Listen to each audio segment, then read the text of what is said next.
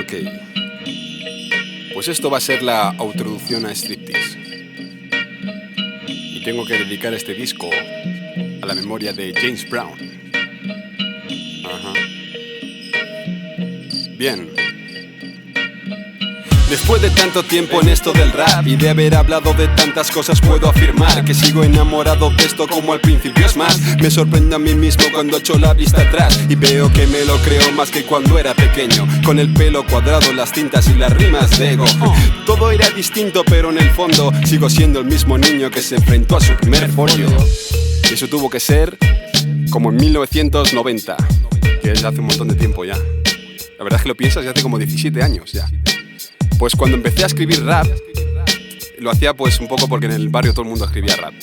Entonces lo que hice fue, pues empecé a hacer tonterías, a no decir nada en realidad, porque yo lo que quería era ligar, que es lo que queremos todos con esa edad, efectivamente.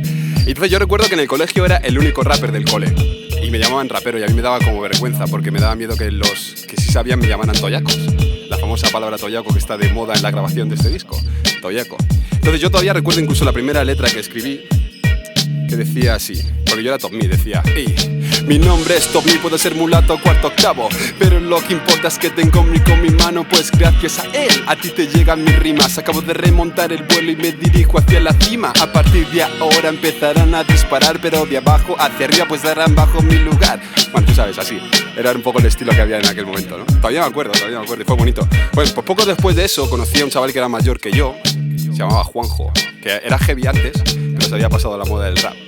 Y me invitó a hacer un grupo, porque en aquella época lo que me molaba era que fuéramos dos MCs, porque estaba en moda IPND en Torrejón, eran los que molaban. Entonces yo, claro que le dije que sí. Y fue una época bonita, porque fue cuando empezamos a escribir letras en equipo, que yo nunca había hecho eso. Y de hecho con ellos fue cuando subí por primera vez a un escenario. El grupo se llamaba Boys in Darkness, que es un nombre que tela. Y decía, a ver que me acuerdo, mi nombre es... No me acuerdo. Bueno, no me acuerdo, en realidad lo pasábamos muy bien haciendo las rimas, ¿no? Y lo que pasa es que llegó un momento en el que después de hacer conciertos y hacer presentaciones y cosas, hubo un día que teníamos que actuar en la Stones, en la mítica Stones de Torrejón, y pasó lo que suele pasar con muchos grupos, sobre todo de rap, por lo menos antes pasaba, ahora no sé si seguirá pasando, y es que Juanjo, mi amigo, empezó a salir con una chica y dejó el grupo, y me dejó tirado. Y yo me di cuenta ese mismo día, el día de la actuación de Stones, que fue la primera vez que actué solo, sin él, claro, ya no existía grupo. Pero bueno, yo seguía escribiendo mis raps, no podía parar, seguía haciéndolos. Hasta el punto que, bueno, yo iba al mismo instituto, a la misma clase con el señor TC, que era el hermano de Fran T. Entonces un día, yo no sé cómo fue, le pasé mi maqueta y tal, ya sabía que yo hacía rap, claro. Le pasé mi maqueta, la escuchó Fran T y me vino TC a decirme que a Fran T le había gustado mi maqueta y que quería producirme. Entonces, claro, yo siempre digo lo mismo, yo no sabía en aquel momento que era producir, pero yo tampoco podía decir que no, así que dije sí. Y empezamos a trabajar juntos, ¿no? Y fue como muy bonito, porque de repente me vi en casa de Fran, en su habitación, ¿no? Trabajando juntos, hice el primer Jardín de la Alegría, estamos hablando del 94, más o menos, 93-94. ¿No? Bueno, el Jardín de la Alegría, lo de el Jardín de la Alegría, donde los pájaros vuelan y pillan, donde las flores vuelan a flores y las duendes y las hadas se entretienen con preciosas melodías. Es el Jardín de la Alegría. El estribillo se quedó, pero la base cambió. Y ocurrió algo muy importante, y es que Fran decidió dejar el Club de los Poetas Violentos. El Club de los Poetas Violentos, como todos sabéis, fue el grupo a lo mejor más importante. Entonces, por eso me gusta escuchar a gente como Black Bee con su EP que dice que somos de la escuela de Madrid y los poetas, porque es verdad, ¿no? Todos crecimos un poco intentando hacer lo que ellos hacían. Entonces cuando Fran me dijo que iba a dejar el club, yo admito que pensaba que era un error, aunque luego el tiempo le ha dado la razón y hizo bien, ¿no? Y a mí me vino de maravilla, yo fui el que más ganó porque me pidió que me fuera con él a hacer conciertos, y eso es lo que hice, estuvimos como 3 años haciendo conciertos.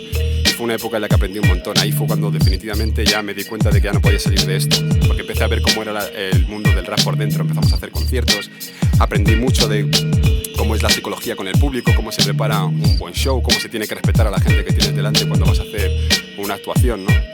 Y nada, y el tiempo siguió pasando, empezaron a salir más discos de otros artistas, yo empecé a pensar que ya estaba preparado para sacar un disco.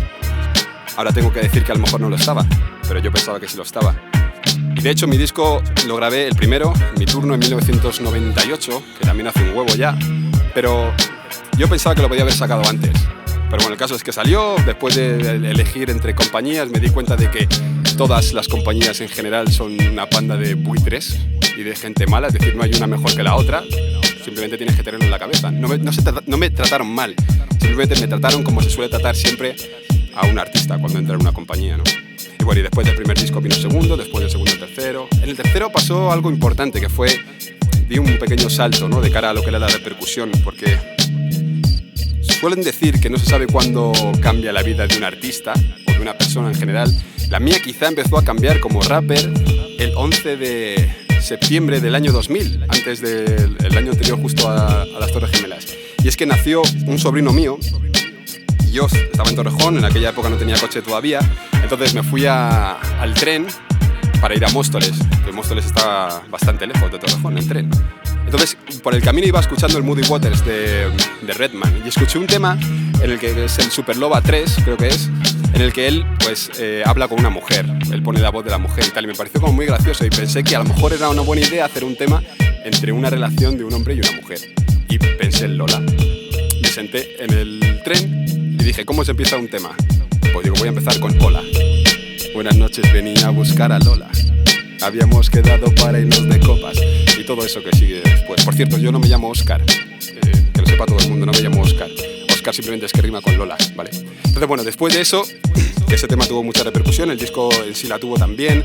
Como decimos, pues seguí siendo cada vez un poquito más profesional, empezando a conocer a la gente grande de esto del rap.